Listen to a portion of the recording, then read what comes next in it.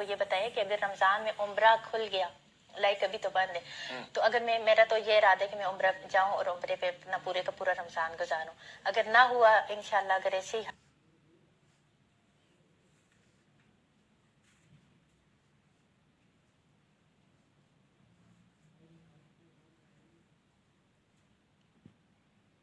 तो रमजान का मैंने उनको साथ बताया, मुझे अल्हम्दुलिल्लाह अल्लाह का शुक्र है मुझे ऑफर हुआ है। और मैंने उनको ये बताया कि अगर रमजान में उम्रा खुल गया, लाइक अभी तो बंद है,